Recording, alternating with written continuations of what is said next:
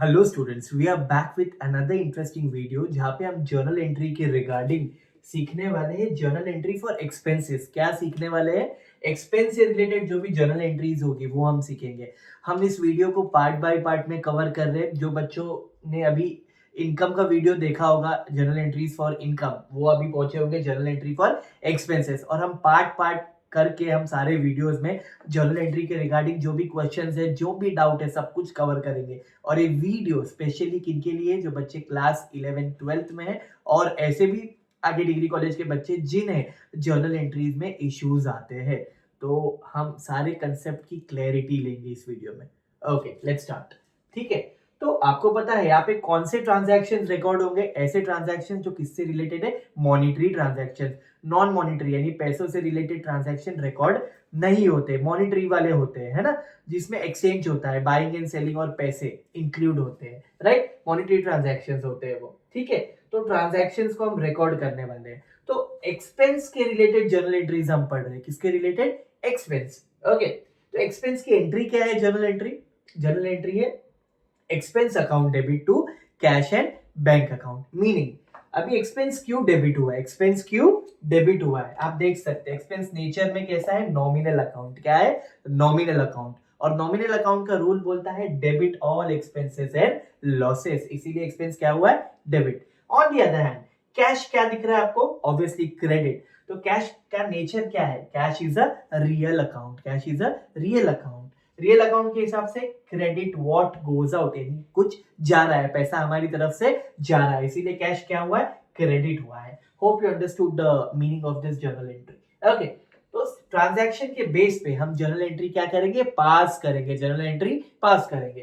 पहली question transaction है electricity bill paid for ₹5,000। Electricity bill paid for ₹5,000। इसमें बताया नहीं है कैश में पे किया या बैंक के थ्रू या चेक कैसे पे किया, तो हम क्या मान के चलेंगे? कैश में ही मान के चलते हैं। तो electricity account debit, electricity bill account debit to cash account. ये लो, डेबिट साइड 5,000, क्रेडिट साइड 5,000, है ना। और हमें क्या लिखना पड़ेगा? नरेशन लिखना पड़ेगा। नरेशन हमेशा कौन से वर्ड से चालू होता है? Being, BEING, being. तो जो भी ट्रांजैक्शन है उसको यहाँ पे छाप दो। Electricity bill paid for ₹5,000। जो भी बच्चे पूछे सर डिट्टो लिखना है ट्रांजैक्शन? यस, नरेशन में आपको ट्रांजैक्शन डिट्टो लिखना होता है। इसको हम लोग क्या वर्ड बोलते हैं? Narration. Narration always start with the word being, और बीइंग के बाद पूरा क्या लिखना होता है? जो कि ट्रांजैक्शन दिया गया है उसको पूरा कॉपी पेस्ट कर दो। Second, rent paid for ₹1,000। Rent paid for ₹1,000 by cheque. By cheque जब भी बोला है तो कैश नहीं दिखेगा हमें। क्या है? Rent account debit to bank account. Rent account debit to bank account. तो rent account debit 1000, bank account debit 1000। जब भी कैश या बैंक आपको क्रेडिट में दिखता है मतलब पैसा क्या हो रहा है? बिजनेस से जा रहा है। और जब भी आपको डेबिट में दिखेंगे यानी पैसा आ रहा है, तो आपके माइंड में ये चीज क्लियर होनी चाहिए। यहाँ पे सब आपको कैश या बैंक कहाँ दिखेगा? क्रेडिट में दिखेगा, यानी बिजनेस से, यानी हमसे पैसा जा रहा है। Okay, next, other expenses paid for ₹500। Other expenses होंगे जिनका नाम नहीं है, 500 रुपए पे किए, बताया नहीं कैश या बैंक, तो हम क्या मानेंगे? Yes, cash. Other expenses account debit to cash account. कितने का? 500 डेबिट में, 500 क्रेडिट में। बीइंग में क्या लिखेंगे? Narration, other expenses paid in, paid for ₹500। Simple. Next क्या है? Miscellaneous expenses paid for ₹1,000। Miscellaneous expenses other expenses की तरह होते हैं, जिनको नाम नहीं देना चाहते, इकट्ठा करके सारे खर्चे होते हैं, जिनको डायरेक्टली लिखते हैं मिसलिनियस एक्सपेंस, है ना। फॉर टू कैश अकाउंट, यानी बिजनेस से पैसा जा रहा है। 1000 डेबिट में, 1000 क्रेडिट में। Simple. Next, commission paid by bank transfer ₹8,000, 8,000 रुपए। तो कमीशन पे किया है by bank transfer. Bank transfer bank से रिलेटेड चेक भी दिया होता तो हम क्या लिखते? Commission account debit. नीचे अब कैश नहीं आएगा, नीचे अब क्या आएगा?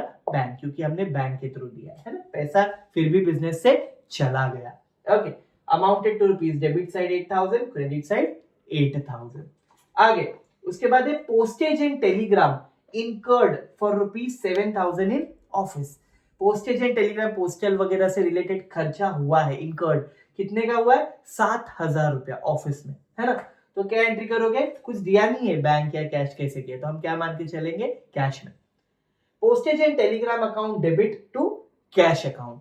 बीइंग क्या लिखना है? Narration being postage and telegram incurred for ₹7,000 in office. Copy paste करना है आपको ट्रांजैक्शन। ओके, डेबिट में आ गया 7,000, क्रेडिट कॉलम में आ गया 7,000, डन, खत्म। सी, अभी आप देखोगे जब भी आप आपके ट्रांजैक्शंस को जर्नल एंट्री में करते हो, ट्रांजैक्शंस को जर्नल एंट्री के रूप में लिखते हो, तो उसको आप क्या बोलते हैं? Summarising the transactions. क्या बोलते हो? समराइजिंग द ट्रांजैक्शन, क्योंकि आपने ट्रांजैक्शन को किसमें कन्वर्ट किया है या पास किया है? जर्नल एंट्री में।